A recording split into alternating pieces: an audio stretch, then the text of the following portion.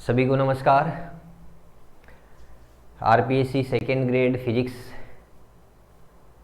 में 8वीं यूनिट तक मैं उम्मीद करता हूँ 1 से लेकर 8 तक यूनिट आपकी हो चुकी होंगी।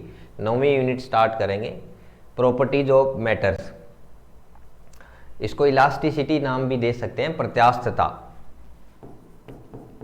पहले पुराना नाम इस चैप्टर का यही था, वो एक ही बात है, प्रत्यास्थता, elasticity. RPSC second grade physics में 2 क्वेश्चन यहाँ से बनते हैं, ठीक है। हर एक चैप्टर का अपन ने एनालिसिस किया था, उसी के अकॉर्डिंग यहाँ से अभी तक का जो विश्लेषण है वो ये कहता है अधिकतम 2 ही क्वेश्चन बनने की संभावना है। और वो 2 क्वेश्चन भी सबसे छोटा चैप्टर है, कैसे बन रहा है, एक तो हुक नियम पे बन सकता है, और या फिर दोनों के दोनों क्वेश्चन आपको इलास्टिक कांस्टेंट, प्रत्यास्थता गुणांक जो है या प्रत्यास्थता नियतांक हैं, ये तीनों यहीं से आपका 100% क्वेश्चन बनेगा। इस चैप्टर में ज़्यादा कुछ है नहीं, हुक का नियम है बस वहाँ से, और ये जो 3 हैं इलास्टिसिटी कांस्टेंट, प्रत्यास्थता गुणांक जो हैं, यंग का प्रत्यास्थता गुणांक, बल्क मॉडुलस आयतन प्रत्यास्थता गुणांक, और मॉडुलस ऑफ रिजिडिटी यानी दृढ़ता गुणांक, ये तीनों के हैं। इन तीनों पे आपको 100% क्वेश्चन मिल जाएगा। 2 आएंगे तो हो सकता है दोनों के दोनों यहाँ से आ जाए, और या फिर एक यहाँ से आ सकता है, एक यहाँ से आ सकता है। इसमें क्वेश्चन कुछ बनता नहीं है, बस सिर्फ हुक का नियम ही है प्रतिबल और विकृति के बारे में, और यहीं से ये निकल के आते हैं, ठीक है। तो ये चैप्टर को स्टार्ट करते हैं। बहुत छोटा और इजी चैप्टर है। थोड़ा सा थ्योरेटिकल क्वेश्चन भी आपकी संभावना ज़्यादा है कि थ्योरेटिकल क्वेश्चन आएगा। 2 आएंगे तो एक थ्योरेटिकल कंसेप्चुअल क्वेश्चन आएगा और एक न्यूमेरिकल आ सकता है।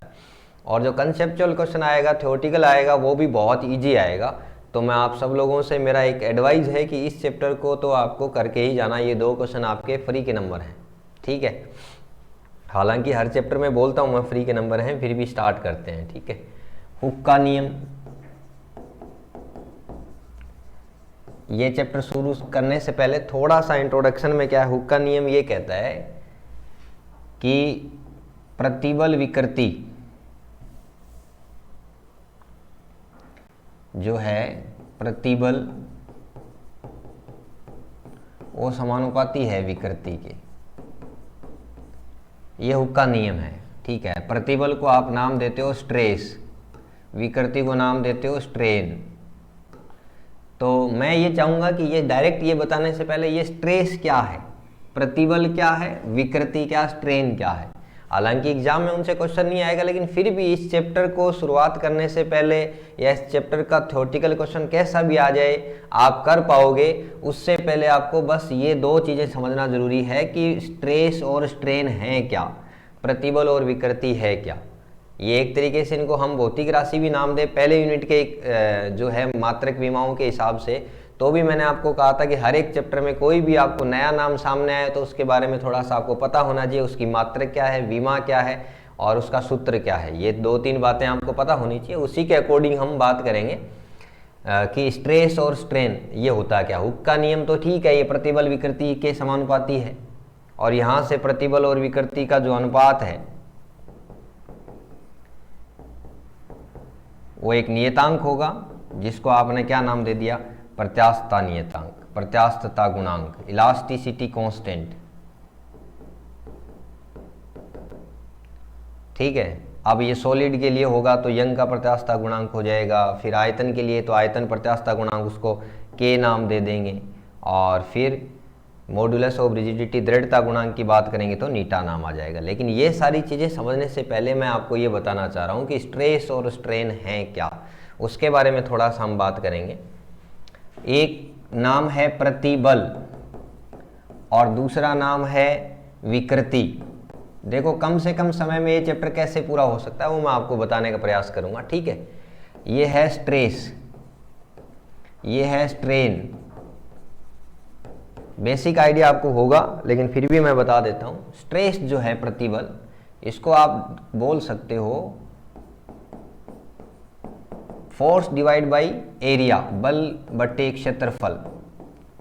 अब ये कौन सा बल है ये हम समझें कि वैसे इंटरमोलिकुलर फोर्स है, अंतरा आणविक बलों की वजह से आप उस पर कोई ना कोई बल लगाते हो, ठीक है, उसके अंदर विकृति पैदा करने के लिए, उसके अंदर डिस्टॉर्शन पैदा करने के लिए, उत्पन्न करने के लिए, कोई बल लगाते हो तो उसके अंदर एक प्रत्यानयन बल लगता है, ठीक है, जो उसको वापस अपनी स्थिति में, इस चैप्टर का नाम क्या है, इलास्टिसिटी, प्रत्यास्थता। दो शब्द होते हैं कि एक इलास्टिक और दूसरा प्लास्टिक। इलास्टिक का अर्थ होता है कि अगर आप किसी पे, की वस्तु पे कोई बल लगा के उसके आकार या आकार में परिवर्तन करना चाहते हो तो वापस वो अपनी पुनः स्थिति में आ जाता है, वो इलास्टिक उसका बिहेवियर हो गया, प्रत्यास्थ व्यवहार हो गया, और वो वापस उस स्थिति में नहीं आता तो वो प्लास्टिक हो गया, ठीक है। इसीलिए मैं कह रहा हूँ इलास्टिसिटी में, जैसे मान लो कोई वस्तु पे आप बल लगा रहे हो तो उसके अंदर जो अंतराण्विक बल है, अंतराण्विक बलों की वजह से एक प्रत्यानयन बल जो आप कह सकते हो, वो अपनी वापस वस्तु स्थिति में आने का प्रयास करता है, और वो बल जिस क्षेत्रफल पे आप लगा रहे हो, जिस एरिया पे लगा रहे हो, ठीक है, यानी आप किसी वस्तु के पर्टिकुलर जिस क्षेत्रफल पे लगा रहे हो उस क्षेत्रफल का अनुपात वो कहलाता है प्रतिबल, ठीक है। यानी प्रतिबल ये हो गया बल अपॉन क्षेत्रफल, ठीक है। कहने का मतलब मात्रक और विमा की हम बात करें तो ये हो जाएगा न्यूटन पर मीटर स्क्वायर। प्रतिबल का फॉर्मूला क्या है ये आपको ध्यान रखना है। स्ट्रेस, वैसे कुछ लोग इसको प्रेशर भी नाम दे सकते हैं सर, जैसे जो आपने परिभाषा बताई है बल बटे क्षेत्रफल तो दाब होता है, ठीक है, वो भी मैं आपको बता दूंगा कि प्रतिबल और दाब में क्या फर्क है, ठीक है। प्रतिबल का आपने फॉर्मूला बताया कि एकांक पृष्ठ क्षेत्रफल पर आरोपित जो बल है उसको आपने स्ट्रेस नाम दिया है, प्रतिबल दिया है, एकांक क्षेत्रफल पर जो लगने वाला बाह्य बल है। और ये बाह्य बल भी किसके बराबर है, जो प्रत्यानयन बल, अंदर वापस जो इलास्टिक वस्तु है, आपकी प्रत्यास्थ वस्तु है, उसका जो अंदर के अंतराण्विक बलों के कारण, या आप मान सकते हो कि प्रत्यानयन बल जो लग रहा है वापस अपनी वस्तु स्थिति में आने के लिए, वो बल और बाह्य बल बराबर होंगे।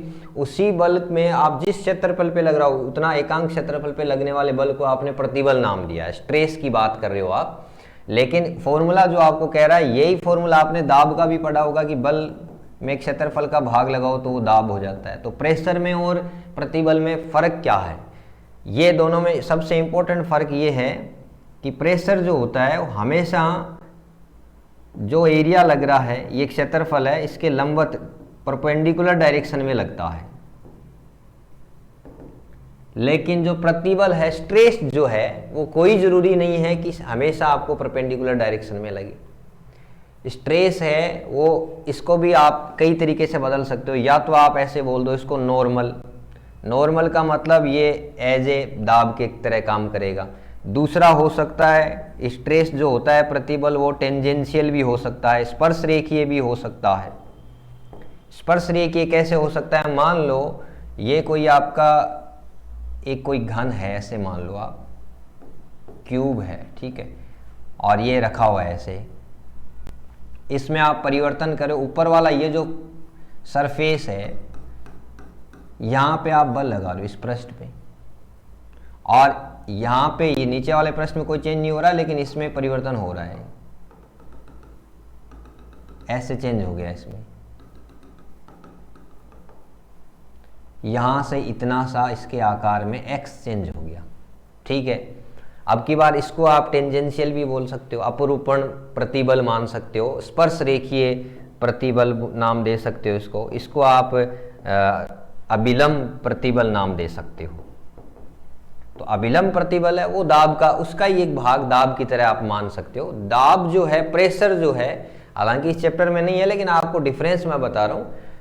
प्रेशर जो होता है वो सदैव परपेंडिकुलर होता है डायरेक्शन में, ठीक है। क्षेत्रफल के जो बल आप लगा रहे हो, आरोपित बल लगा रहे हो, वो हमेशा इसके परपेंडिकुलर डायरेक्शन में होता है, लंबवत डायरेक्शन में होता है, एक बात। दूसरा ये होता है कि प्रेशर जो होता है उसका काम हमेशा कंप्रेस करना होता है उस वस्तु को, ठीक है। कंप्रेस यानी संकुचित करने का काम होता है, दाब का काम हमेशा संकुचित करना होता है, जबकि स्ट्रेस जो है, प्रतिबल जो है, उसका काम वो उसको कंप्रेस भी कर सकता है और उसको फैला भी सकता है, ठीक है। तो प्रसार और संकुचन दोनों स्ट्रेस में आ जाते हैं, जबकि दाब में क्या आता है, सिर्फ संकुचन आता है, पहली बात। दूसरी बात, एक दूसरा डिफरेंस समझ सकते हैं कि प्रतिबल जो स्ट्रेस होता है वो नॉर्मल भी हो सकता है, अभिलंब भी हो सकता है, और टेंजेंशियल स्पर्श रेखीय भी हो सकता है। दाब केवल और केवल अभिलंब प्रकार से होता है। तो इन दोनों में बेसिक डिफरेंस तो ये है। बाकी आप देखो इनका मात्रक जो है न्यूटन पर मीटर स्क्वायर है, दाब का भी वही होता है, ठीक है, इसलिए उसमें आपको कन्फ्यूजन नहीं होना है। स्ट्रेस के बारे में आपको पता लग गया बेसिक बात। हालांकि यहाँ से एग्जाम में कोई क्वेश्चन नहीं आएगा, लेकिन मैं थोड़ा सा इसकी एक भूमिका बना रहा हूँ कि ये क्या चीज़ है क्या, ठीक है। फोर्स डिवाइड बाई एरिया, ठीक है, और वो भी फोर्स अगर आप नॉर्मल डायरेक्शन में लगा रहे हो तो अभिलंब बल, ठीक है, अभिलंब डायरेक्शन में हो गया तो ये अभिलंब प्रतिबल हो गया, नॉर्मल स्ट्रेस हो गया, ठीक है, नॉर्मल स्ट्रेस हो गया। और यही अगर आप लगा रहे हो स्पर्श रेखीय डायरेक्शन में टेंजेंशियल हो गया तो ये टेंजेंशियल स्ट्रेस हो गया। ये दोनों का एक डिफरेंस है। बाकी आपको बेसिक इसमें क्या समझना था, प्रतिबल का formula F upon A, force upon area, बल बटे क्षेत्रफल, मात्रक है न्यूटन पर मीटर स्क्वायर। आप बात करो विमा की, ठीक है, विमा की बात करो तो क्या मिलेगा आपको, क्योंकि बहुत सारे क्वेश्चन सेकंड ग्रेड में ऐसे आते हैं जो मात्रक विमा जिसकी स्ट्रॉन्ग है वहां से बहुत सारे क्वेश्चन लग जाते हैं। बल की विमा M1 L1 T-2 और फिर ये हो गया L2, तो यहाँ से क्या मिल रहा है M1 L-1 T-2। ये प्रतिबल यानी स्ट्रेस की विमा है। प्रतिबल जैसे ही कभी भी आपके सामने आए तो आपको फोर्स अपॉन एरिया, ठीक है, बल बटे क्षेत्रफल, ये आपके सामने दिमाग में आ जाना चाहिए। ये हो गया प्रतिबल। स्ट्रेस के बारे में आपको बता दिया। प्रेशर से कैसे डिफरेंस है, दाब से कैसे अलग है, दाब का मात्रक भी यही है, विमा भी यही है, लेकिन फिर भी प्रतिबल और दाब में फ़र्क है, वो मैंने आपको बता दिया है, ठीक है। और फिर प्रतिबल को भी आपने दो तरीके से अलग अलग कर दिया कि एक तो होता है नॉर्मल अभिलंब प्रतिबल और दूसरा होता है टेंजेंशियल, या इसको शियरिंग अपरूपण प्रतिबल भी बोल सकते हैं। स्पर्श रेखीय अपरूपण प्रतिबल जो अभी मैंने बताया था वो एक आकृति थी, इस डायरेक्शन में आप स्पर्श रेखीय, उसमें आपको क्षेत्रफल, फॉर्मूला वही रहना है, stress equal to F upon A, मात्रक विमा वही रहना है, ठीक है। इस नॉर्मल में आप नॉर्मल में भी ऐसे कर सकते हो। एक तो ये मान लो कोई एक वायर है एल्यूमिनियम का और इस डायरेक्शन में बल लगा रहे हो तो इसमें थोड़ा सा खिंचाव आ जाएगा ये, और इस यहाँ पे जो क्षेत्रफल है इसका, तो इसका अनुप्रस्थ काट क्षेत्रफल पाई r², ये अगर इसकी रेडियस r है तो यहाँ पे स्ट्रेस की बात करोगे तो S इक्वल टू कितना आएगा, F अपॉन पाई r², ये मिल जाएगा। या फिर आप इसी नॉर्मल को इस रूप में लेते हो कि कोई लिक्विड है और उसके आप प्रेशर लगा रहे हो। मैंने कहा था जो अभिलंब प्रतिबल है वो एक दाब का ही रूप होता है, तो उसके आयतन में परिवर्तन हो रहा है, वहां पे भी आप इसको ले सकते हो। तो इसको नाम दे दिया आपने आयतन प्रतिबल, इसी का ही रूप है। नॉर्मल जो स्ट्रेस है अभिलंब प्रतिबल है उसी का रूप, आयतन प्रतिबल भी उसी का रूप है, ठीक है। वहां से आप सेम वही बल लगा रहे हो और उसका क्षेत्रफल है, और इसकी अब की बार इसको आप नाम प्रेशर का नाम भी दे सकते हो, दाब की जगह काम करेगा ये, ठीक है। क्यों, ये आपको सेम वही फॉर्मूला, आयतन में परिवर्तन हो रहा है, दाब लगा रहे हो, ठीक है, कंप्रेस कर रहे हो, ये आपका आयतन प्रतिबल हो गया। तो ये बेसिक था स्ट्रेस के बारे में। इसके बाद में विकृति के बारे में, स्ट्रेन जो है, स्ट्रेन क्या है, किसी भी वस्तु के विन्यास में कोई परिवर्तन कर रहे हो, विन्यास या डायमेंशन में कोई परिवर्तन कर रहे हो, ठीक है, और डेल्टा एक्स मान लो, डेल्टा वी मान लो, अगर आप उसकी लंबाई में परिवर्तन कर रहे हो तो डेल्टा एल हो गया, फिर उसके आप वॉल्यूम में आयतन में परिवर्तन कर रहे हो तो डेल्टा वी हो गया, और जो इनिशियल डायमेंशन है उसकी यानी प्रारंभिक विन्यास जो है उससे डिवाइड कर दो। एक्स, डेल्टा एक्स है तो एक्स से डिवाइड कर दो, डेल्टा वी है तो वी से डिवाइड कर दो, डेल्टा एल है तो एल से डिवाइड कर दो। यानी विकृति का अर्थ क्या हुआ, उसके विन्यास में कोई परिवर्तन कर रहे हो आप किसी एक डायमेंशन में, आप लंबाई में कर सकते हो, आयतन में कर सकते हो, ठीक है, किसी एक विन्यास में परिवर्तन, और उसमें भाग किसका दे रहे हो, प्रारंभिक विन्यास का। यानी लंबाई में परिवर्तन कर रहे हो तो डेल्टा एल अपॉन एल, ठीक है, आयतन में परिवर्तन कर रहे हो तो डेल्टा वी अपॉन वी, ठीक है। इसको आप ऐसे बोल सकते हो एक तरीके से, ये रेखीय विकृति हो गई, ये आपकी आयतन विकृति हो गई। और दूसरा आप शियरिंग स्ट्रेन, जो अभी मैंने कहा अपरूपण, उसमें आपकी बार देखो ये जो आपका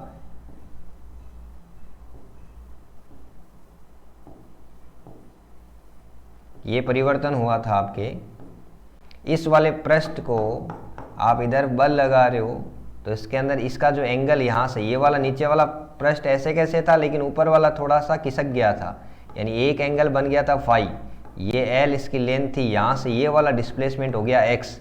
तो अब की बार इसका भी आप शियरिंग विकृति जो स्ट्रेन है, अपरूपण विकृति, उसको भी आप ऐसे लिख सकते हो एक्स अपॉन एल यानी फाई, ठीक है।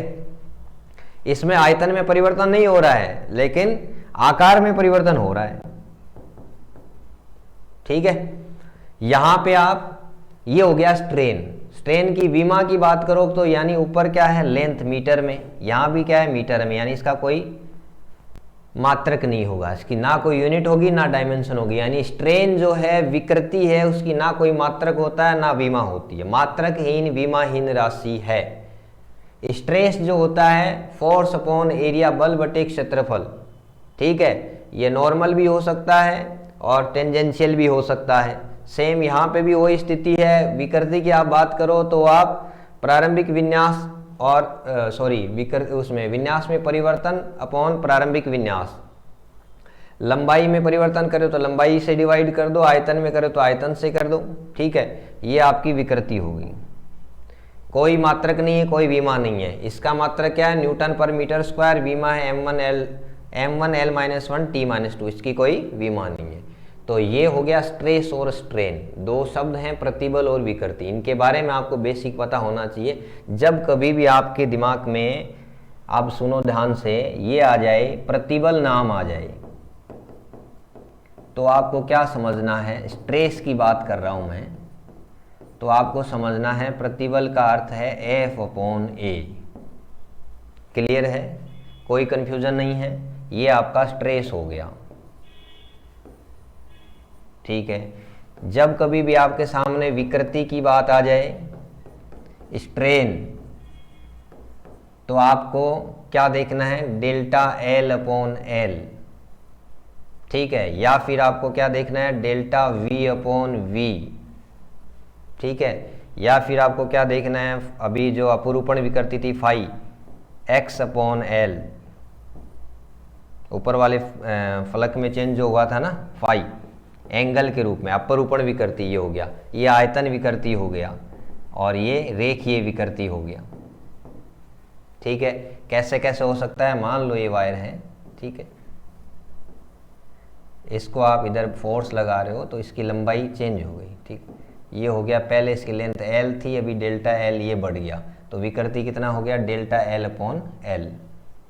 ऐसे ही आयतन की बात कर रहे हो, पहले ये कोई आयतन गोला था, उसको आपने प्रेशर लगाया, ये कंप्रेस हो गया, ठीक है, तो इसका आयतन में परिवर्तन डेल्टा V हो गया, तो डेल्टा V अपॉन V। अब की बार उसको भी आप माइनस में ले सकते हो क्यों, कंप्रेस हो रहा है। ऐसे ही आपको x अपॉन L, ये वाला पृष्ठ में आप कोई चेंज नहीं कर रहे हो, ऊपर वाले में चेंज कर रहे हो, ये किसका रहे हो, इधर की ओर, तो इधर फोर्स लग रहा है, ये डिस्प्लेसमेंट इतना, ऊपर वाली पृष्ठ खिसक गई x, ये लेंथ L है, तो एंगल के रूप में हो गया फाई, तो टेन फाई लिख सकते हो, या फाई की वैल्यू कम है। एक्चुअली क्या है, विकृति को आप ज़्यादातर अपने जो न्यूमेरिकल ना 2% विकृति तक ही मानने हैं ये सारी चीज़ें, ठीक है। टेन फाई को फाई लेके x अपॉन एल। ओवरऑल बात करें, ये आपका स्ट्रेस हो गया, ठीक है, ये स्ट्रेन हो गया। प्रतिबल हो गया, विकृति हो गया। यहाँ से आरपीएससी में कोई क्वेश्चन नहीं आएगा। इतनी देर से मैं ऐसे ही टाइम पास कर रहा था, ठीक है, लेकिन आपको ये जानकारी के लिए बताना था कि प्रतिबल और विकृति होते क्या है, ठीक है। अब वापस आ जाओ अपने हुक के नियम पे। वो ये कहता है कि प्रत्यास्थता की सीमा में, मतलब वैसे आप देखो ना कि ये आपका प्रतिबल, सॉरी ये विकृति जो है, यहाँ पे ऐसे मान सकते हो, ये प्रतिबल मान लो और विकृति मान लो, दोनों में आप ग्राफ यहाँ पे भी ले सकते हो, कोई दिक्कत नहीं है, ठीक है। और प्रत्यास्थता की सीमा में यानी कोई भी वस्तु है वो कोई ज़रूरी नहीं है कि आप एक लिमिट तक उसको खींच रहे हो और छोड़ने के बाद वापस अपनी पूर्व स्थिति में आ जाए, ये कोई ज़रूरी नहीं है। एक लिमिट होती है, उसके बाद में वस्तु इलास्टिसिटी से प्लास्टिसिटी में चली जाती है, ठीक है। और वही आपको ध्यान रखना। तो एक और उसको भी, विकृति को भी ये माना है कि जो लिमिटिंग है ना प्रतिबल विकृति, वो लगभग समानुपाती है। यहाँ तक लगभग कितना विकृति आप कितनी उत्पन्न कर रहे हो, 2% तक। विकृति का अर्थ क्या है, स्ट्रेन, उसमें विकार पैदा करना, और वो विकार कितना है, सिर्फ 2%। 2% से आगे 5%, 10%, 20% तक चले जाओ तो कोई ज़रूरी नहीं है कि हुक का नियम लागू हो। हुक का नियम लागू होता है सिर्फ प्रत्यास्थता की सीमा में, ये ध्यान रखना है। प्रत्यास्थता की सीमा का अर्थ होता है कि यहाँ से आप ये मानो कि जो प्रतिबल है और विकृति एक दूसरे के समानुपाती हैं। और इसको और भी इजी वे में देखें तो प्रतिबल और विकृति का जो अनुपात है, प्रतिबल और विकृति का जो अनुपात है वो प्रत्यास्थता गुणांक, ई जिसको बोल सकते हो इलास्टिसिटी कांस्टेंट, ये कहलाता है। यानी प्रतिबल और विकृति के बीच में अगर आप ग्राफ बनाओ, ठीक है, तो एक स्ट्रेट लाइन आनी चाहिए, कांस्टेंट है, ये आनी चाहिए, ठीक है। यहां से आप इसको ये भी लिख सकते हो, प्रतिबल और विकृति ये tan थीटा, ठीक है। इस वाली एक्सिस पे आप प्रतिबल ले लो, मान लो, ले सकते हो, यहाँ पे विकृति ले सकते हो, ठीक है। तो यहाँ से त्रिभुज OAB, इसमें प्रतिबल भाग विकृति लंब बटे आधार, ठीक है, ये परपेंडिकुलर है, ये बेस है, ठीक है। और ये हो गया आपका इलास्टिक कांस्टेंट, प्रत्यास्थता नियतांक, ठीक है। हुक का नियम इतना ही था। बस ये ध्यान रखना है कि ये प्रतिबल और विकृति का जो अनुपात है वो प्रत्यास्थता गुणांक के बराबर होता है, ठीक है। प्रतिबल विकृति के समानुपाती होता है, ये हुक का नियम है, प्रतिबल विकृति के समानुपाती होता है। क्लियर है? यहाँ से इतना आपको समझना हुक के नियम पे। तो क्वेश्चन यहाँ से बस इतना ही बन रहा है, ठीक है। क्या क्वेश्चन क्या बन सकता है, अभी तक आया नहीं है लेकिन फिर भी आपको पूछ ले। ये मान लिया यहाँ पे दिया हुआ है प्रतिबल स्ट्रेस, यहाँ पे दिया हुआ है विकृति। ये थोड़ा थ्योरेटिकल चैप्टर है, आप लोगों को ऐसे अटपटा लग रहा होगा कि बाकी सब चैप्टर में समझ में आना स्टार्ट हो जाता है, अभी तक बात आई क्यों नहीं समझ में। आप देख लीजिए एक बार, कोई बात नहीं है, ठीक है। दो अलग अलग तार हैं, उनके लिए अलग अलग पदार्थ के बने हुए हैं, उनके लिए प्रतिबल और विकृति में ग्राफ ऐसा है, ठीक है। एक के लिए ये कोण ये दिया हुआ है θ1, दूसरे के लिए दिया हुआ है θ2। ये पदार्थ है B, ये है A, ठीक है। कोई बस अलग अलग पदार्थ, एक लोहे का हो सकता है, एक एल्यूमिनियम का हो सकता है, अलग अलग दोनों मटेरियल के बने हुए कोई तार हैं, उनके लिए प्रतिबल और विकृति में ग्राफ ऐसा आता है। आपके आरपीएससी में आने लायक क्वेश्चन बता रहा हूँ क्या बनता है। इस पहले क्वेश्चन पे एक ही क्वेश्चन बनेगा, ये पहले जो हुक का नियम है उस पर एक ही क्वेश्चन बनेगा, बस इसी को समझ लो आप। प्रतिबल और विकृति में ग्राफ बनाया हुआ है, जो ग्राफ बनाया हुआ आपको शुरू में आपको बताया था 1D 2D में, 1D वाले चैप्टर में बताया था कि विस्थापन और समय के मध्य जो ग्राफ बनता है उस रेखा की जो ढाल है, प्रवणता है, उसका जो स्लोप है वो वेलोसिटी को डिफाइन करता है, वेग को प्रदर्शित करता है, विस्थापन और समय। वैसे ही यहाँ पे प्रतिबल और विकृति का जो ग्राफ है उसका जो tan थीटा है स्लोप, वो प्रतिबल भाग विकृति, और वो किस को प्रदर्शित करता है, वो इलास्टिक कांस्टेंट, प्रत्यास्थता गुणांक, प्रत्यास्थता गुणांक को प्रदर्शित करता है। अब आपको देखना है इसका स्लोप, दोनों में से किसका स्लोप ज्यादा है, उसी का प्रत्यास्थता वो पदार्थ ज्यादा प्रत्यास्थ होगा। तो ये θ1 कोण कम दिख रहा है, ये θ2 ज्यादा दिख रहा है, इसका मतलब 20 पदार्थ जो है ना, ये दो तार बना हुआ 20, जिस पदार्थ से बना उसकी प्रत्यास्थता ज्यादा है किससे, ए वाले पदार्थ से। बस यही क्वेश्चन है। आपको एग्जाम में ये ग्राफ दिया जाएगा, 4 ऑप्शन दिए हुए हैं, ए बी सी और डी। प्रत्यास्थता है ई ए ग्रेटर देन ई बी, दूसरा है ई ए इक्वल टू ई बी, तीसरा है ई बी ग्रेटर देन ई ए, चौथा है इनमें से कोई नहीं। बस ये ग्राफ देख के आपको बताना है। क्या समझे आप? हुक का नियम ये कहता है प्रतिबल विकृति के बीच में ग्राफ सरल रेखा सीधी रेखा आएगी, समानुपाती होते हैं इसलिए। दूसरी बात आपने उस फॉर्मूले से देख लिया प्रतिबल विकृति का अनुपात क्या होता है, प्रत्यास्थता गुणांक, ठीक है, और स्लोप है। अब इसमें से जिसका झुकाव ज्यादा है, ये ज्यादा है, ये कोण ज्यादा बन रहा है, और टेन थीटा का, इसके लिए टेन थीटा का मान ज्यादा होगा। मान लो इसके लिए टेन 30 डिग्री है, इसके लिए टेन 45 डिग्री है, तो जाहिर सी बात है टेन 45 डिग्री का मान ज्यादा होता है। इसके लिए इसका स्लोप ज्यादा है, स्लोप ज्यादा यानी प्रतिबल बटे विकृति, यानी इसका प्रत्यास्थता, ये जिस पदार्थ से बना उसकी प्रत्यास्थता इसकी तुलना में ज्यादा होगी। तो यहां से E B greater than E A, C option हो जाएगा।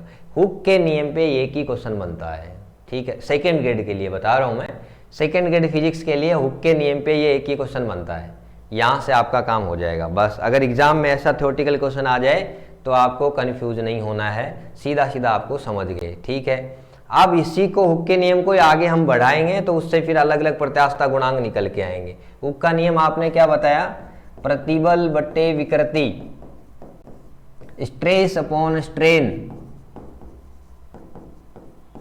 ये क्या है, प्रत्यास्थता गुणांक, जिसको आपने नाम दिया है ई। अब बात करते हैं प्रतिबल कौन सा है और विकृति कौन सी है, ठीक है। अभी आपने अब वापस, मैंने कहा था जो इंट्रोडक्शन में प्रतिबल विकृति के बारे में थोड़ा सा बताया था ना, वो आपको समझना है, ठीक है।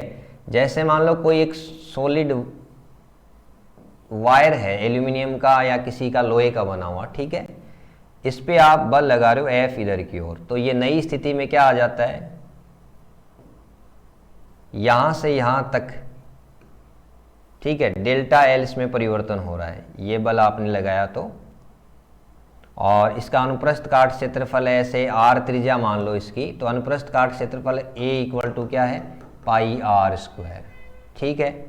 ये आपने बल इधर की ओर लगाया, इसमें परिवर्तन कितना हो गया लंबाई में, पहले इसकी लंबाई थी एल, अभी कितना हो गया, आप मान सकते हो delta L, L plus delta L, नई लंबाई ये हो गई।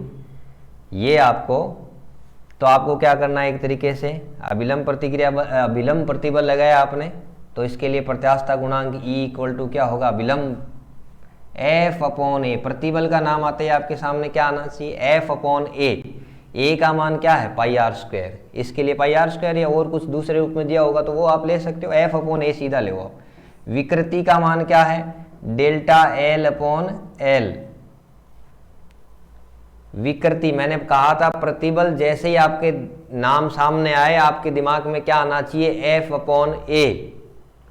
विकृति जब कभी भी आपके सामने स्ट्रेन नाम आ जाए तो आपको क्या समझना है, जो परिवर्तन हुआ है डेल्टा एल और जो प्रारंभिक लंबाई थी एल, इसमें डिवाइड कर दिया, ये विकृति हो गया, ये प्रतिबल हो गया, और यहीं से इलास्टिक कांस्टेंट। तो ये पर्टिकुलर इसके लिए आपने यंग ने अपना नाम दे दिया, इस ई को अब की बार वाई नाम दे दिया, यंग का प्रत्यास्थता गुणांक। यानी अभिलंब प्रतिबल में रेखीय विकृति हो रही है, ये रेखीय विकृति जो है अभिलंब प्रतिबल में रेखीय विकृति का भाग लगाओ तो जो प्रत्यास्थता गुणांक मिलता है उसको यंग प्रत्यास्थता गुणांक बोलते हैं। y इक्वल टू, नाम क्या दे दिया आपने, अभिलंब प्रतिबल,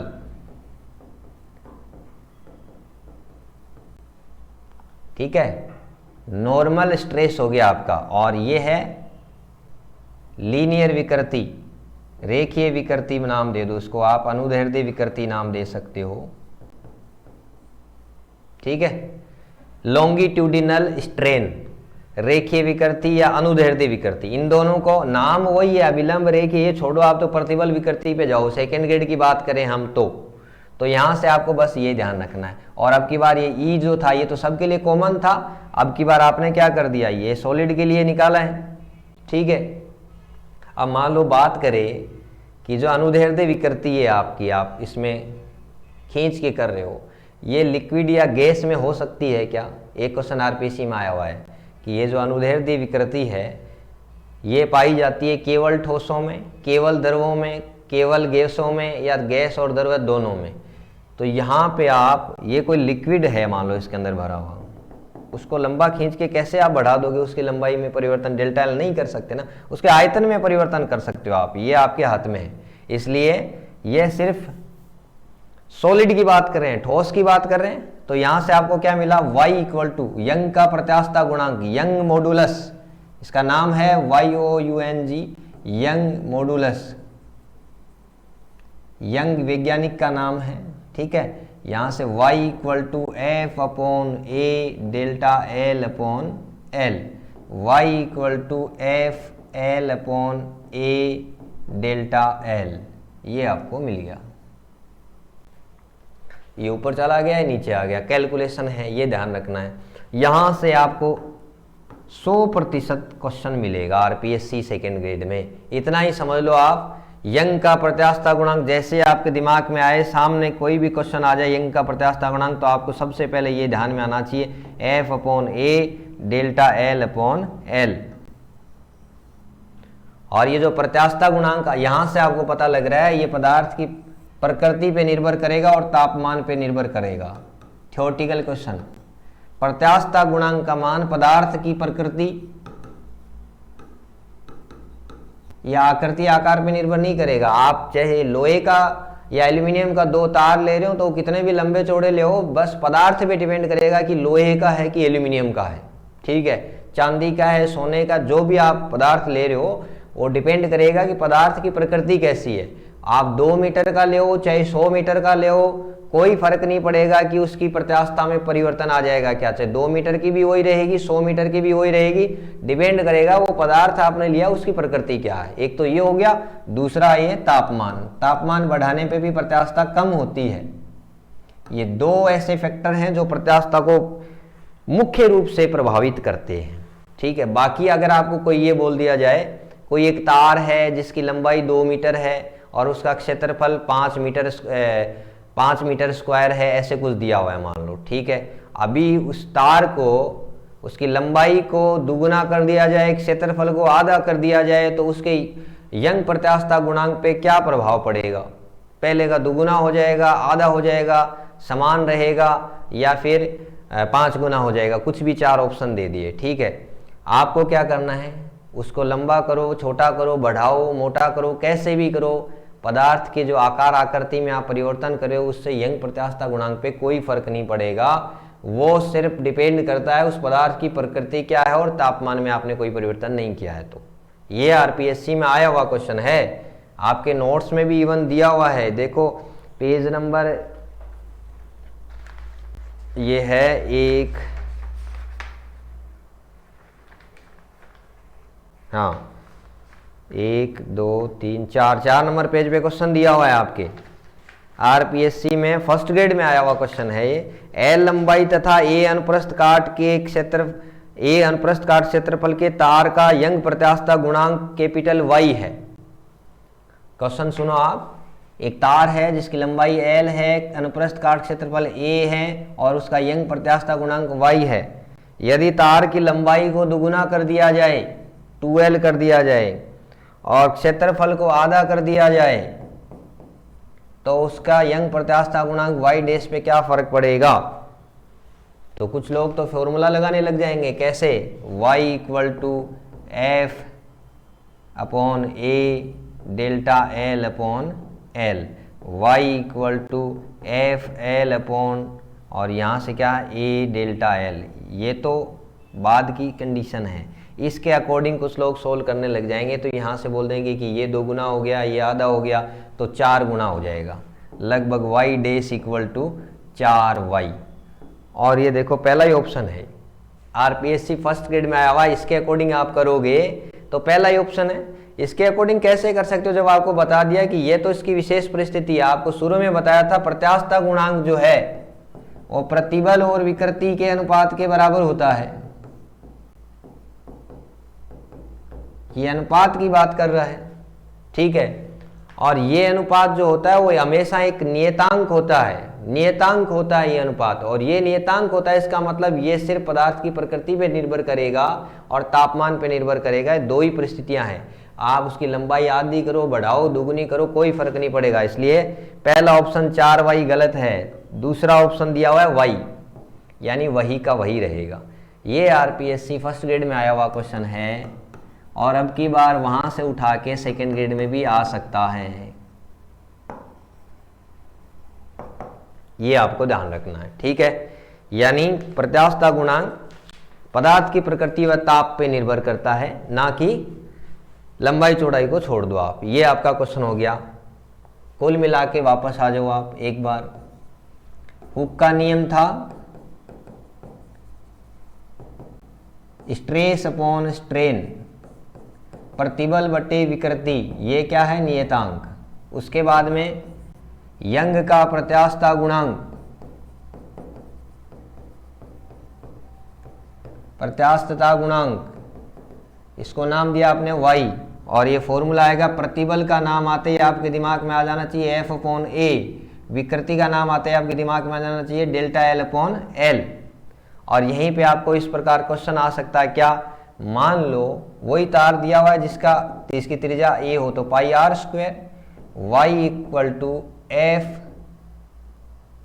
ठीक है, ये l था, a इंटू डेल्टा l था, इसको भी और आगे सरल करो तो f की जगह आपने ऐसे लिख दिया f, ठीक है, l, और ये हो गया पाई r स्क्वायर डेल्टा l, ठीक है। ये विकर्ण, हाँ, लास्ट पेज न्यूमेरिकल पे, समान पदार्थ के 4 तारों को समान भार द्वारा खींचा जाता है, ठीक है। समान पदार्थ के 4 तारों को समान भार द्वारा खींचा जाता है, यानी F का मान समान है, समान पदार्थ है, इसका मतलब सबके लिए Y का मान एक समान है। ध्यान से समझना आप, क्वेश्चन है आपके 2 नंबर क्वेश्चन है, लास्ट में जो चैप्टर पूरा हो रहा ना वहां पे देखिए आप, समान पदार्थ की एक बार लिख रहा हूं मैं, बहुत इंपॉर्टेंट क्वेश्चन है, आरपीएससी में आएगा ये, ठीक है। समान पदार्थ, इसका मतलब क्या हो गया, सबके लिए y का मान क्या है, एक समान, ठीक है। कितने तार दिए में, 4 तार हैं, 4 वायर है, ठीक है, और उनको एक समान भार यानी F भी सेम है, एक समान भार से लटका दिया गया, ठीक है। उनकी विमाएं अलग अलग हैं। पहला तार तो ऐसा, 4 तारों की अलग अलग बातें हैं। पहला तार है, उसकी लंबाई L1 है 1 मीटर और उसकी त्रिज्या है 1 मिलीमीटर। दूसरा तार है जिसकी लंबाई है 2 मीटर, उसकी त्रिज्या है 2 मिलीमीटर। तीसरा तार है, इसकी लंबाई है L3 और 1 मीटर और त्रिज्या है 2 मिलीमीटर। चौथा तार है, इसकी लंबाई है 4 मीटर और इसकी त्रिज्या दी हुई है 1 मिलीमीटर। ये 4 अलग अलग हैं, इनकी लंबाइयाँ अलग हैं और उनकी अनुप्रस्थ काट क्षेत्रफल यानी त्रिज्या दी हुई है तो पाई r स्क्वायर करके हम अनुप्रस्थ काट क्षेत्रफल की बात कर सकते हैं। ये अलग अलग दिया हुआ है, ठीक है, ध्यान से समझना।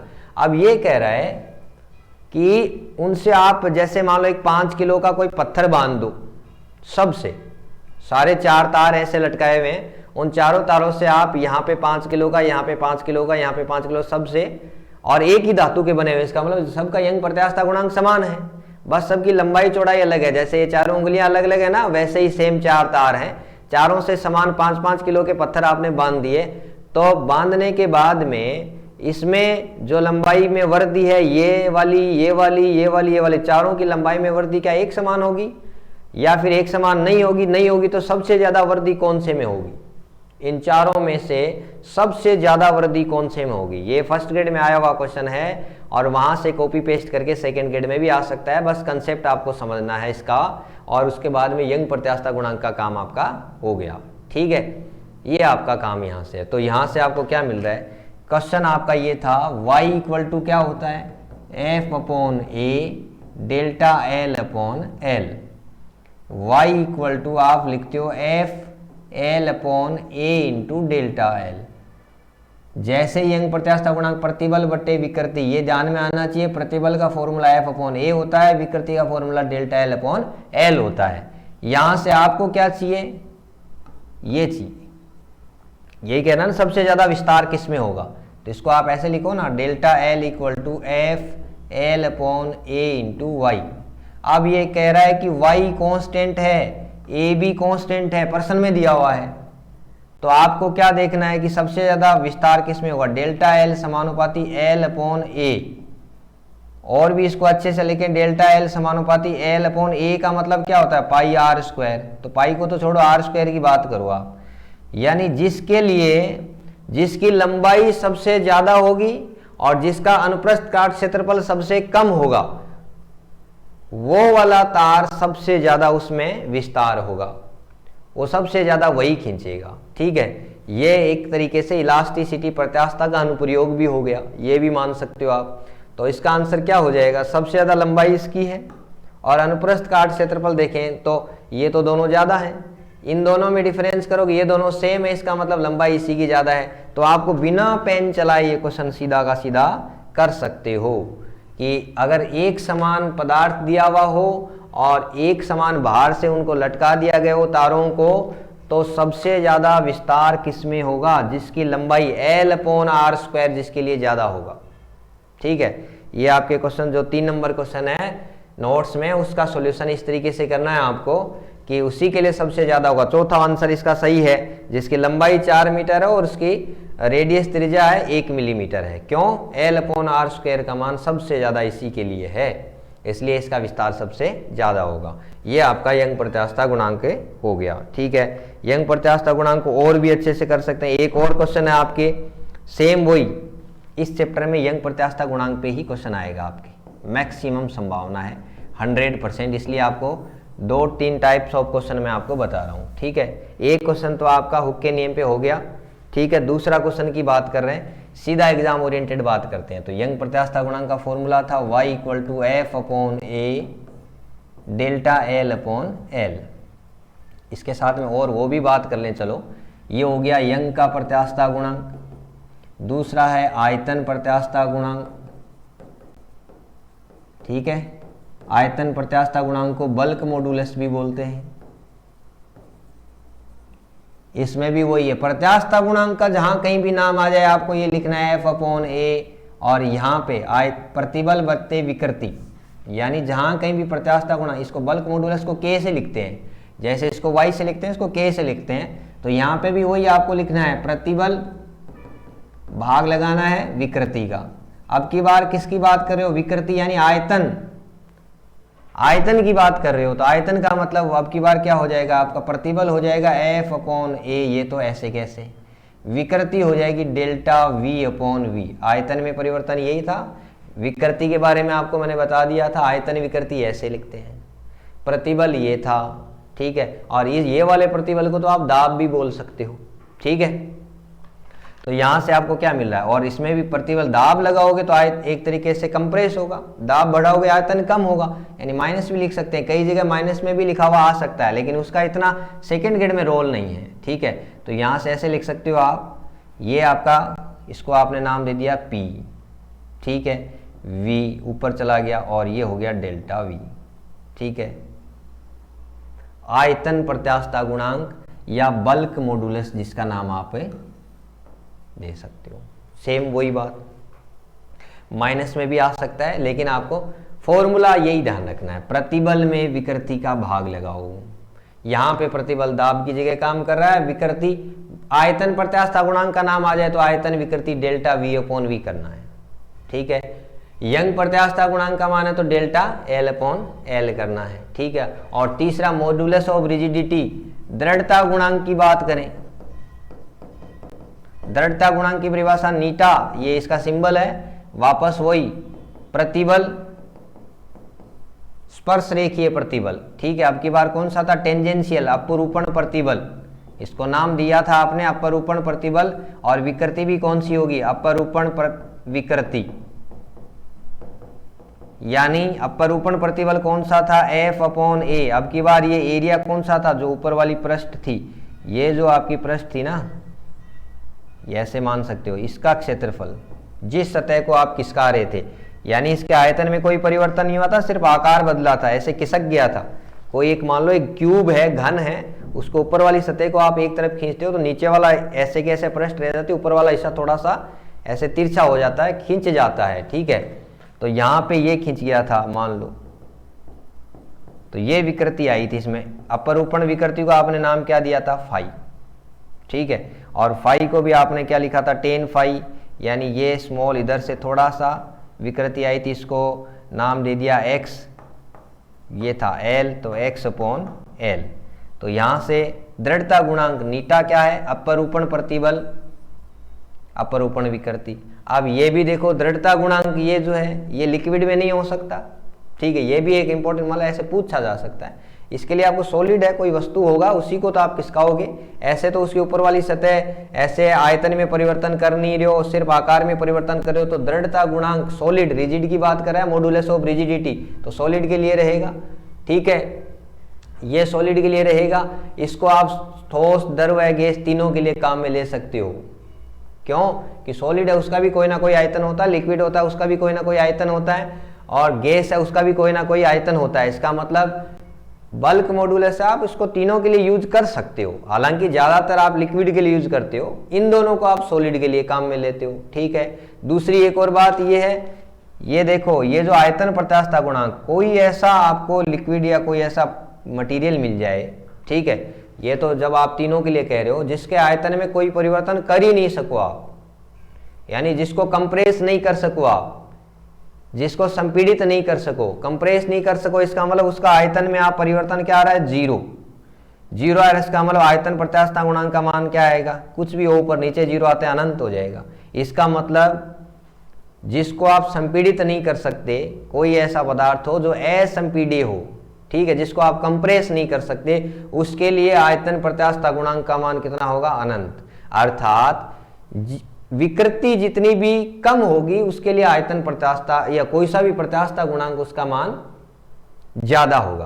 कहने का मतलब आपको 3-4 पदार्थ ऐसे दे दिए, कह दिया कि एक में 2% की विकृति उत्पन्न कर सकते हो आप, एक में 0.5% की विकृति उत्पन्न कर सकते हो, एक में 0.2% की विकृति उत्पन्न कर सकते हो। तो बताओ कौन सा पदार्थ ज्यादा प्रत्यास्थ है, जिसमें विकृति जितनी कम होगी वो उतना ही ज्यादा प्रत्यास्थ होगा। यह भी थ्योरेटिकल क्वेश्चन है, ये चैप्टर ही कुछ ऐसा है, ठीक है, ये आपको ध्यान रखना है। और दूसरी बात यहां से एक और आ रहा है, इसका मतलब आप जो बल्क मॉडुलस है K, इसका जो व्युत्क्रम होता है उसको कंप्रेसिबिलिटी बोलते हैं, संपीड्यता, संपीड्यता भी नाम बोलते हैं इसको। यानी आयतन प्रत्यास्थता गुणांक का व्युत्क्रम वो संपीड्यता के बराबर होता है। कैसे, वो आपको पता लग रहा है कि जो जितना ज्यादा इसका इनफाइनाइट होगा आयतन प्रत्यास्थता गुणांक, इसका मतलब उसकी संपीड्यता जीरो, इसका मतलब उसको आप संपीड़ित या कंप्रेस कर ही नहीं सकते, ठीक है। जितना ज्यादा प्रत्यास्थता गुणांक का मान होगा उतनी उसकी संपीड्यता उसका प्रत्यास्थ उसकी विकृति में कम आप परिवर्तन कर सकोगे, ठीक है। ये आपका हो गया। यानी यंग प्रत्यास्थता गुणांक के सामने जब कभी भी आपकी बात आ जाए y = F/A डेल्टा L/L, ध्यान क्या रखना है, प्रतिबल बटे विकृति। प्रत्यास्थता गुणांक का जब कभी भी आपके सामने क्वेश्चन आ जाए तो बल्क मॉडुलस दूसरा है, प्रतिबल बटे विकृति, सेम यही फॉर्मूला है, बस यहाँ पे विकृति आयतन विकृति है और ये अभिलंब प्रतिबल है, ठीक है। यहाँ पे अभिलंब प्रतिबल है और ये रेखीय विकृति है, इसको नाम रेखीय विकृति आप नाम दे सकते हो, अनुदैर्ध्य विकृति नाम दे सकते हो, ठीक है। दूसरा, इसमें दृढ़ता गुणांक में प्रतिबल है लेकिन अपरूपण प्रतिबल है। अपरूपण प्रतिबल यानी आकृति में परिवर्तन कर रहे हो ऊपर वाली सतह को, ठीक है, और नीचे वाली सतह वैसे नहीं, आयतन में कोई परिवर्तन नहीं हो रहा है, ठीक है। जिस सतह पे लग रहा हो उसका क्षेत्रफल आपको लेना है, बल F/A, यही इसी का क्षेत्रफल लेना है, ठीक है। और अपरूपण विकृति फाई हो गया। वापस वही बात, एक चीज सब में आपने मात्रक विमा के अकॉर्डिंग नोटिस की होगी, प्रत्यास्थता गुणांक चाहे यंग प्रत्यास्थता गुणांक हो, चाहे आयतन प्रत्यास्थता गुणांक हो, चाहे दृढ़ता गुणांक हो, ठीक है, तीनों के तीनों प्रत्यास्थता गुणांक में आपने नोटिस किया होगा कि प्रत्यास्थता गुणांक जो है ये विकृति की तो कोई विमा नहीं होती, विकृति की कोई विमा नहीं होती, इसका मतलब प्रतिबल की विमा होती है। और इस फॉर्मूले में प्रत्यास्थता गुणांक यंग का हो, बल्क मॉडुलस हो या मॉडुलस ऑफ रिजिडिटी हो, दृढ़ता गुणांक हो, इन तीनों के तीनों प्रत्यास्थता गुणांकों की बीमा वही होगी जो प्रतिबल की होगी। क्यों? विकृति की तो कोई बीमा ही नहीं होती। तो कहने का मतलब एक और बात, प्रत्यास्थता गुणांक जितने भी हैं इसको आप कॉमन बात करें तो ई की बात कर लें, उसकी बीमा क्या होगी? प्रत्यास्थता गुणांक का फॉर्मूला था प्रतिबल डिवाइड बाई विकृति, यही था। विकृति की कोई बीमा नहीं है और प्रतिबल की बीमा क्या थी? F अपॉन ए, इसका मतलब न्यूटन अपॉन मीटर स्क्वायर, ठीक है। तो प्रत्यास्थता गुणांक की बीमा भी क्या होगी? मात्रक क्या हो गया इसका? न्यूटन पर मीटर स्क्वायर। बीमा क्या हो गई इसकी? वही जो प्रतिबल की है, m1 L1 T-2 था और फिर L2 लगाया आपने m1 L-1 T-2, ये प्रत्यास्थता गुणांक हो गया आपका, ठीक है। इसकी मात्रक बीमा हो गई, ठीक है। क्लियर है? कहने का मतलब क्वेश्चन आपके यही बन रहे थे।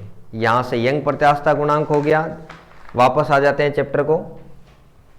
सबसे पहले आपको बताया था स्ट्रेस और स्ट्रेन क्या होते हैं, प्रतिबल और विकृति क्या होते हैं, ठीक है। ये नाम है प्रतिबल, ये है विकृति।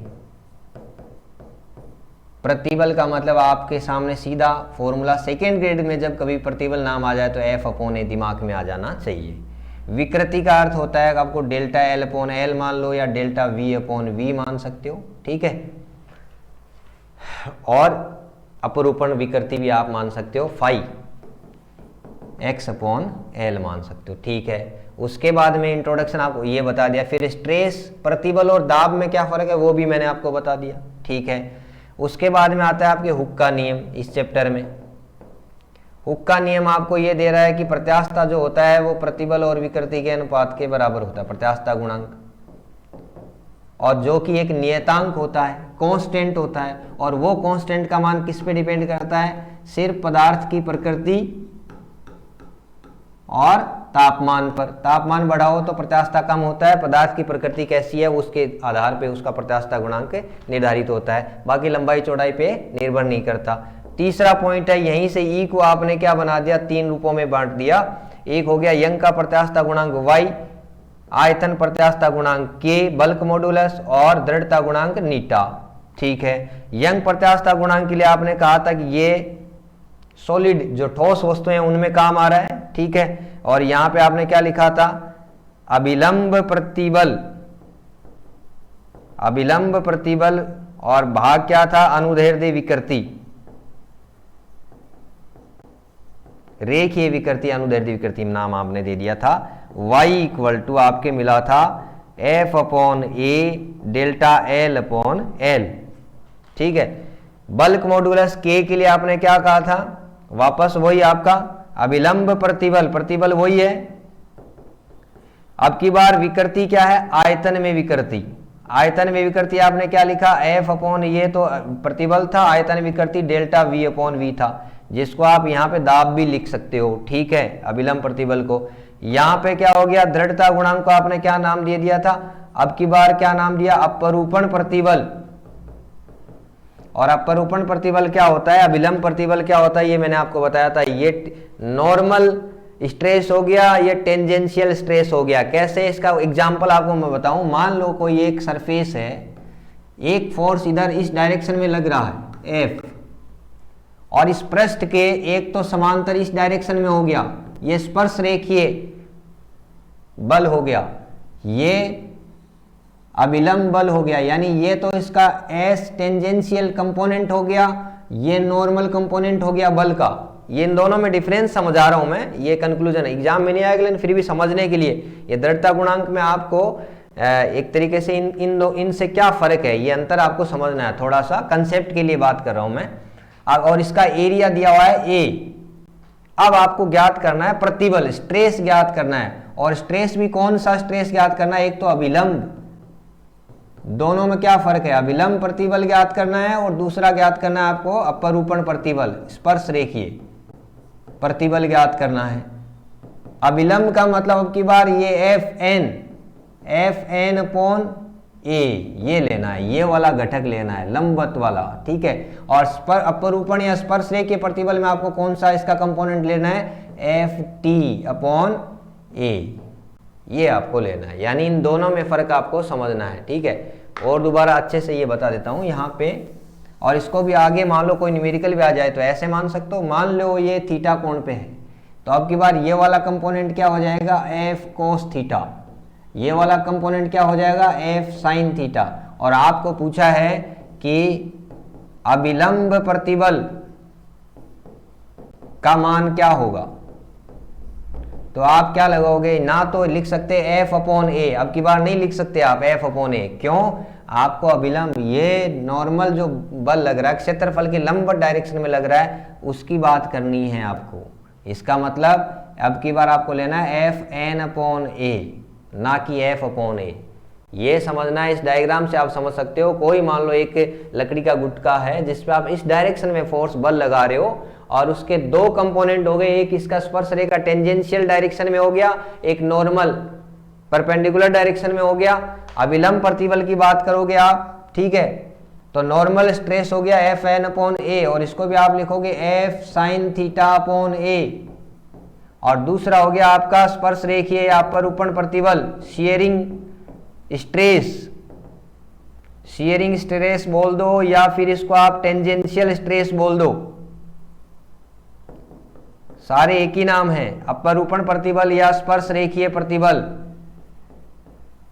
यहां पे आपको क्या मिलेगा, एफ टी अपॉन ए, यानी अब की बार इस डायरेक्शन में, ये पृष्ठ आपका ऐसे रखा हुआ है, ठीक है, ऐसे रखा हुआ है, एक ऐसे है, ये वाला एफ एन हो गया, ये वाला उस डायरेक्शन में जो एफ लग रहा है रेड कलर वाला, और ये इसके पैरेलल हो गया, स्पर्श रेखा के अनुदिश हो गया, टेंजेंशियल हो गया।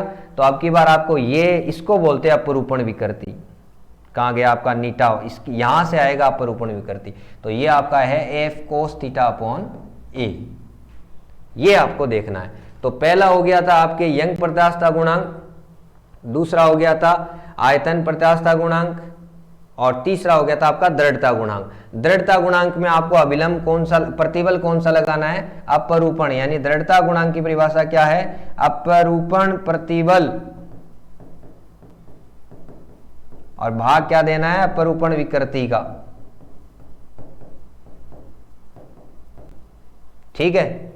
ये दृढ़ता गुणांक हो गया। मॉडुलस ऑफ रिजिडिटी भी जिसको बोलते हैं, सॉलिड में मिलेगा, ये ठोस वस्तुओं में मिलेगा, आप किसी गैस में या द्रव में उसको, ये आपको नहीं मिलेगा।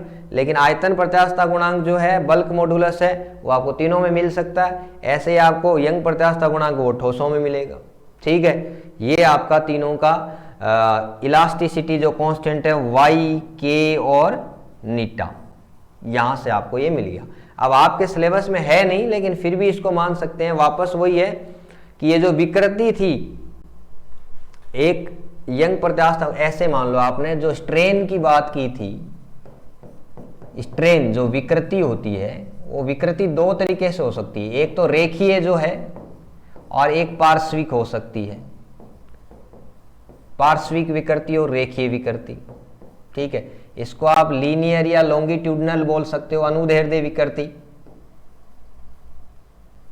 ये सिलेबस में नहीं है, फिर भी थोड़ा सा एक बार समझने के लिए क्या पता आ जाए एक्स्ट्रा। पार्श्विक विकृति, इसको लेटरल स्ट्रेन बोल सकते हो। ऐसे समझ में नहीं आएगा, आप तो सीधा ये समझ लो, ये कोई वायर है, यहां पे फोर्स लगा रहे हो, तो दो तरीके से चेंज हो सकता है। देखो,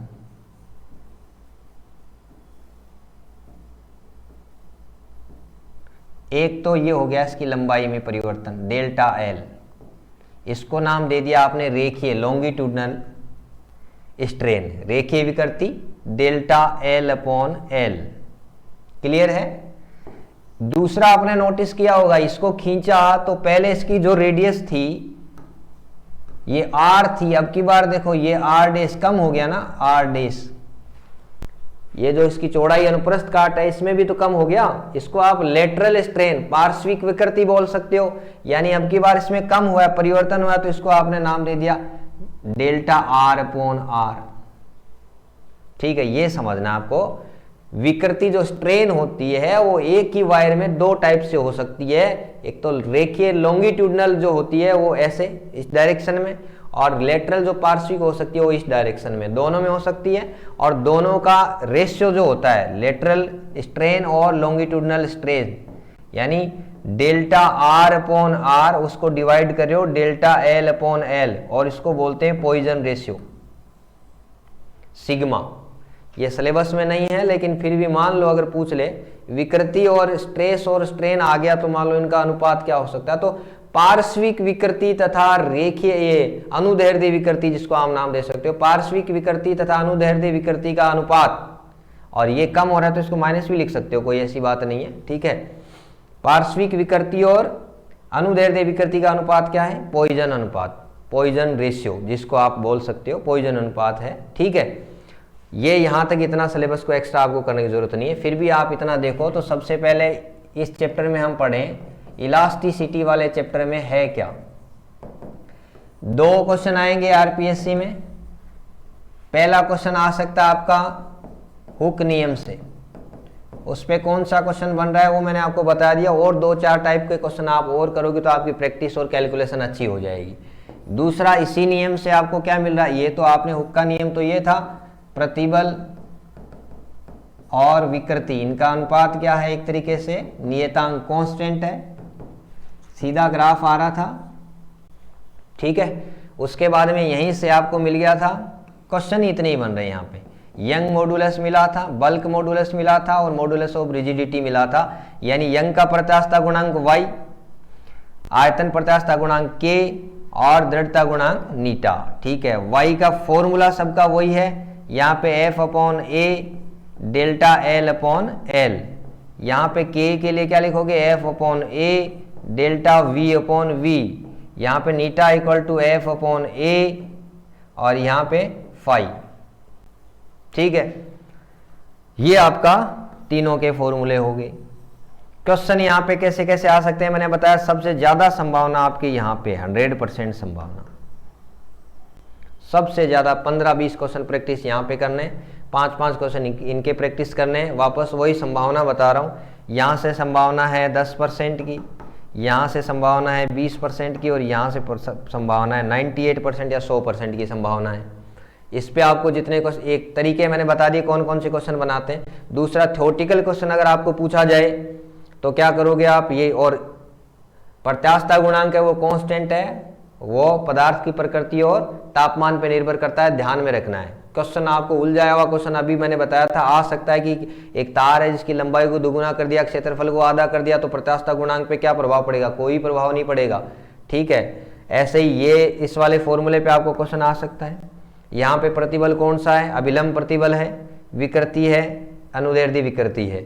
यहाँ पे अभिलंब प्रतिबल है, आयतन विकृति है। यहाँ पे अपरूपण प्रतिबल है, अपरूपण विकृति है। बस ये थ्योरेटिकल ध्यान आपको रखना है, ठीक है। ये ठोसों में है, ये भी ठोसों में होगा, ये आपको ठोस द्रव्य गैस तीनों में आ जाता है, लेकिन ज़्यादातर ये द्रवों में इसके लिए न्यूमेरिकल आएगा तो लिक्विड के लिए आएगा, ये आपको ध्यान रखना है। उसके बाद में ये चैप्टर का इतना ही इंट्रोडक्शन था। आपको मैक्सिमम 30-40 क्वेश्चन प्रैक्टिस कर लोगे तो आपका काम हो जाएगा।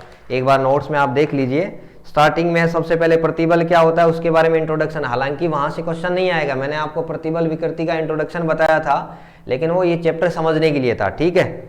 उसके बाद में क्या है चैप्टर के अंदर, देखो आप विकृति के बारे में बता दिया, अनुदैर्ध्य विकृति होगी, अपरूपण विकृति होगी, ठीक है, आयतन विकृति हो गई, और हुक का नियम हो गया, प्रत्यास्थता गुणांक हो गया, उसके मात्रक विमा हो गए, ये आपको ध्यान होना चाहिए। प्रत्यास्थता गुणांक के मात्रक विमा वही है जो प्रतिबल के मात्रक विमा है।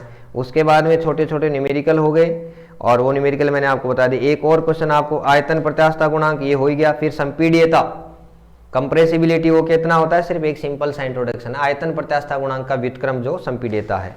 अब आपके आरपीएससी में देखो एक क्वेश्चन आया हुआ है, अनुदैर्ध्य विकृति उत्पन्न की जा सकती है केवल ठोसों में, हो गया वो तो, वो बताया था मैंने, अनुदैर्ध्य विकृति यही था, ठोसों में होगी, ठीक है। ये आरपीएससी सेकंड ग्रेड में आया हुआ है, ठीक है।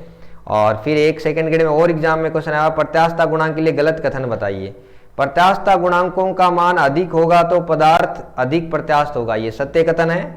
पदार्थ की प्रत्यास्थता ताप बढ़ने के साथ घटती है, ये भी सत्य कथन है। और असंपीड्य तरल जिनको आप कंप्रेस नहीं कर सकते, इसका मतलब उनके लिए आयतन प्रत्यास्थता गुणांक का मान अनंत होगा। तो ये 3 कथन स्टेटमेंट सत्य हैं आपके। उसके बाद में आपको न्यूमेरिकल, एक और एक्स्ट्रा न्यूमेरिकल, अनसोल्ड न्यूमेरिकल दिया हुआ है। देखिए आप, ये है आपका क्वेश्चन नंबर 3।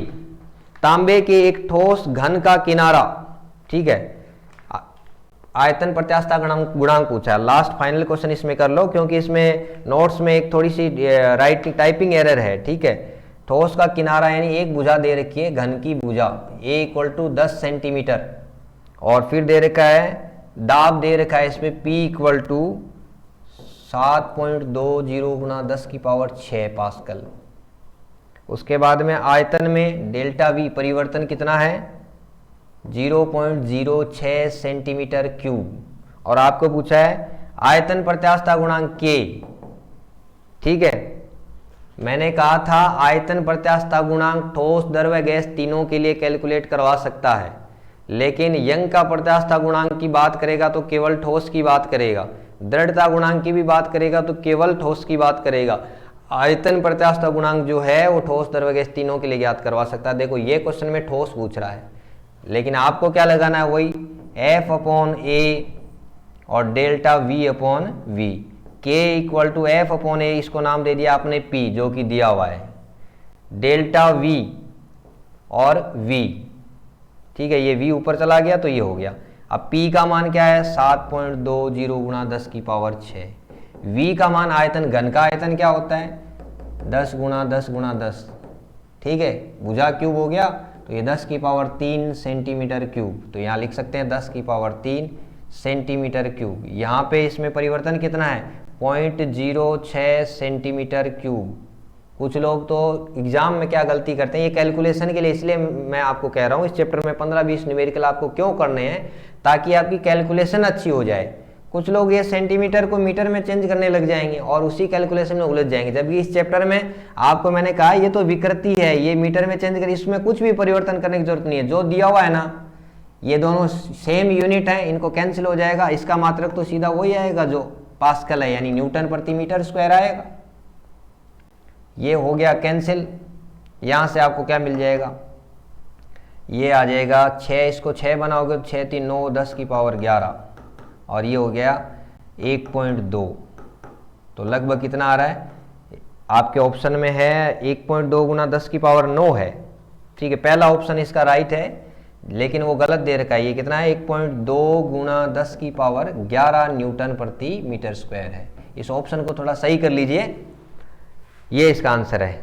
हो सकता है एग्जाम वो टाइपिंग एरर है, 1.2 × 10⁻9 नहीं है, 10⁻11 है। ये आपका ऐसा क्वेश्चन है। ऐसे ही आपको और भी क्वेश्चन करने हैं। उसके अलावा आपको इस चैप्टर में पॉइजन रेशियो जो है, पॉइजन निष्पत्ति है, वो मैंने अब लिख तो दिया है, लेकिन एग्जाम में आपके नहीं आएगा, ठीक है। आप देखना चाहो तो उसको कर सकते हो। बाकी इलास्टिसिटी वाले चैप्टर में 2 ही क्वेश्चन बनने थे जो मैंने आपको बता दिए, ठीक है। इसको आप रिवाइज कीजिए, और आगे जो चैप्टर के आगे 15 20 30 जितने भी क्वेश्चन न्यूमेरिकल दे रखे हैं वो आपको करने हैं, कैलकुलेशन आपकी अच्छी हो जाएगी। बाकी इसमें टाइप्स ऑफ क्वेश्चन तो सिर्फ 2 या 3 ही बन रहे हैं, वहां से आपका काम हो जाएगा, ठीक है। मिलते हैं अगले चैप्टर में, धन्यवाद।